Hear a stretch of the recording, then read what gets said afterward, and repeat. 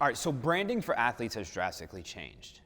If you look back in the age of Deion Sanders, he was considered controversial strictly because he showed his personality. This was unheard of a lot of times. They viewed athletes like this as a risk.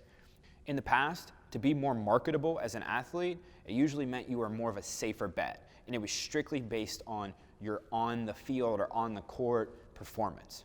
Now, that's changed. Certainly being a good player helps, but brands now care more about how much brand equity you have.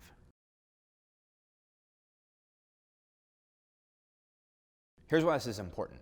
You essentially are becoming the new TV channel or the new newspaper. Because audience is opportunity, the more people you have that care about you and what you do, the more eyeballs you can bring to a potential brand.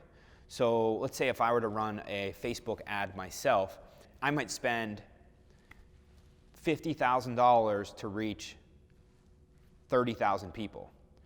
For you, what if I spend $30,000 to reach 30,000 people and they're more engaged because they're your fans and they trust you and they trust your opinion on a product or service that you're using?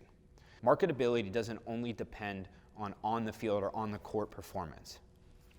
A lot of times it matters more with how engaged your audience is with you and what you do. So this means it's incredibly important to create more touch points. Don't just be the person who's walking around with your Letterman's jacket on all the time. Don't just post on the field, on the court pics, or you in the weight room. Show other elements of your personality, because ultimately what you're going to do is you're going to create other touch points. Think about if you were to go pro, what could get you more of an endorsement deal? The more people who care about you and what you endorse. Influencers charge based off of their engagement rate. It's not just on followers. When influencer marketing first started, 10 years ago on Instagram, Facebook, whatever else, it started before that, but it really started to pick up maybe 5-6 years ago. They were looking strictly at likes and views and followers. Well, what happened was people started buying their likes and their views and their followers.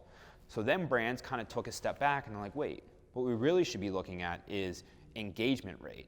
How likely people are to click or to comment or to love what this person is saying or doing.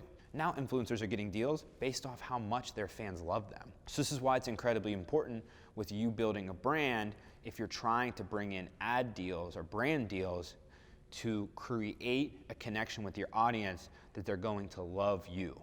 This also means when college athletes are able to monetize their likeness, you can't just be bringing in as many ad deals as possible, because people are going to start to lose trust. There was a TikToker who used an ab machine that everyone knew didn't work. Well, people are now going to lose their trust for him for whatever product he promotes next. Be very selective. The goal isn't to bring in as many ad deals as possible.